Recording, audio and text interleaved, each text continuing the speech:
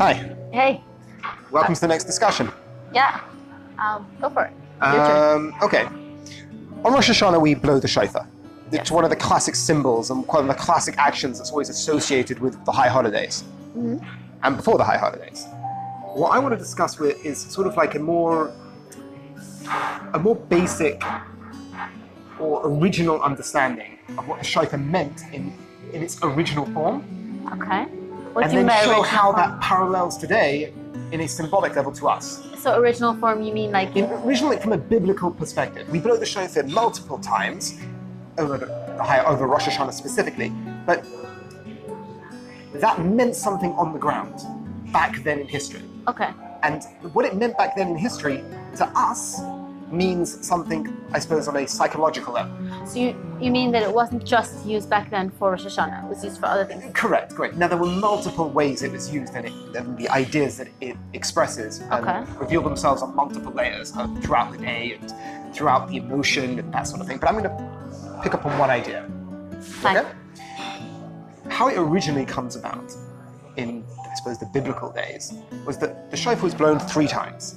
One was to arouse the people in their sort of camp dwelling Well, in biblical times, you mean like in Israel? in the desert. No, before they actually moved into the desert. Oh, into their in the land. desert. In the While desert. they were traveling for 40 years in the In desert. sort of a camp-like formation. Fine.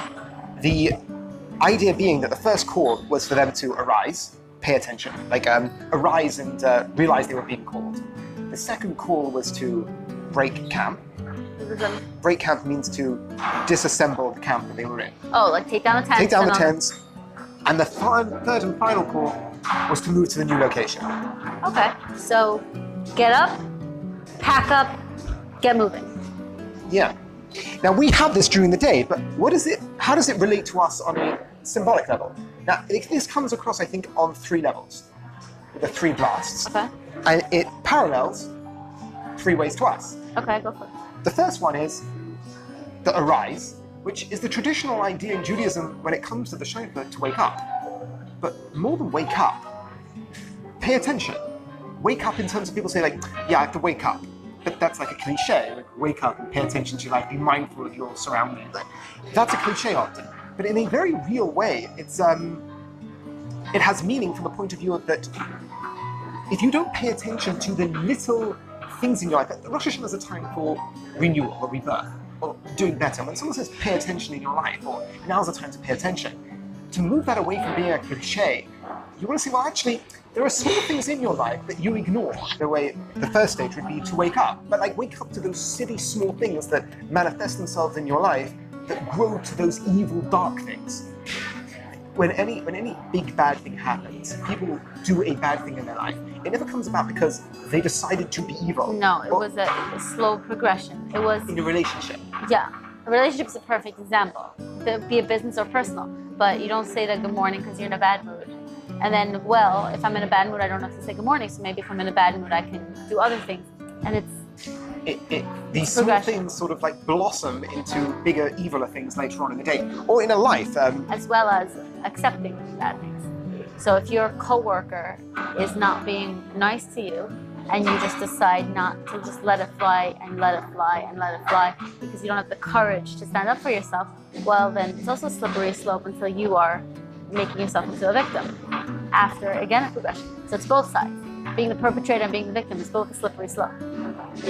Interesting. So being the perpetrator and the victim, small. So this idea of the first call to pay attention or to wake up, moving it away from the classic cliche of you've got to be aware, to a down-to-earth practical example of it. No, we are often Am in I our on life. a slope?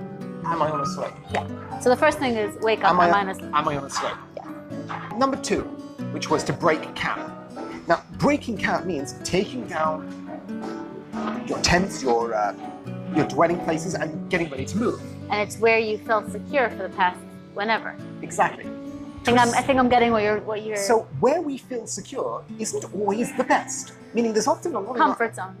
Exactly. There's a lot that you have to break down and drop. There's a lot of garbage about yours, about people's personalities, Yeah. about people's personalities and about people's things that they're carrying in their emotional or psychological, or even their physical life that they need to drop. Sometimes the stuff is bad, like bad habits, addictions. Yeah. But sometimes they're not even so bad, but you're ready for something new, a new place when you're moving, you know? And you have to let go of what was so comfortable in order to continue growing. Like the lobster that has to find a bigger dwelling place every time. But to go out of its current shell is very, very dangerous because a lot of predators are waiting to eat it. But he would never think, let me just stay in my little shell because he wants to grow. And when he moves His out, old shell wasn't he bad, grows. but he needs to go into his new shell. So it could be two things. It could be something that you need to shed because it's garbage, something that's not even garbage, but you are ready for the next level. Excellent, nice. So, Either way, so it's the scary. first one is the slope. Yeah. Paraphrasing is the slope. That you're either pushing against someone or you're being pushed against. And it's the little things in life that are the things that allow that to happen. And we've got to pay attention to those ideas. The second one is the break camp. The idea that, as you said, things that you have to drop that aren't good, or things that you have to drop because it's now time to move on to something better. Okay. Very much. And the last one was to go towards the new goal. Now this is a universal call. That it's time to move towards a goal. You've got to have a goal. If you don't have a goal, You're just going to be running, but where to? you're going to be miserable. Every human being needs a goal. And this is the time of the year that Rosh Hashanah is calling that first stage, pay attention. Second stage, drop the garbage. Off the slope, break camp. Now go to the next goal. Follow. Now, in the biblical sense, it was to follow God. And to us, it has the same meaning.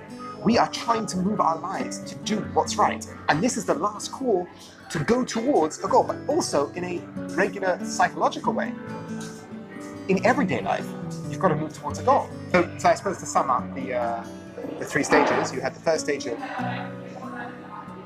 pay attention, or in the terms of in the biblical times, arise and get ready, break camp, drop the garbage, or let go of the comfortable surroundings and leave behind what you don't need, and now move towards that goal, whatever that goal is, that new goal, and Wow. be it a noble goal.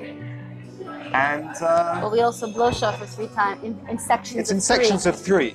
In shul, in synagogue, we blow shofar in sections of 3. Is that also corresponding to these 3 things? That's the idea. Oh, cool. So we blow it in always. sections of 3. Now, it's going to happen multiple times, of course, but each one of these sections of 3 has that meaning embedded in it in a very physical way. So every time you hear it, you're like, okay, listen, let go, move. I'm just thinking that it's interesting that you're saying this because what I learned is that in the desert, those 40 years was kind of like a boot camp of what it was to be a Jew. Different things. But Yeah, it is. I'm saying not only in terms of them and moving into the land, but I suppose in a more meta sense to what it meant to be a Jew. exactly. So what you're saying now is this: listen up, let go, pack up, let go, and move was constantly repeated and repeated all these different stages. So you could say that that was teaching them that that's the way of a Jew. And then when they got to Israel, although they were settled, they weren't always packing up and letting go and following God.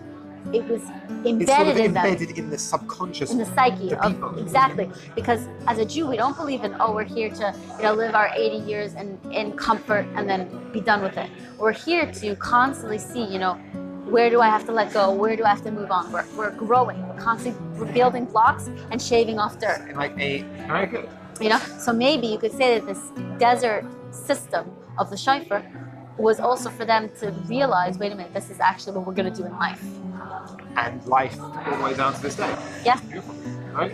I just thought of it. Guys, thank you so much for listening. Till next time.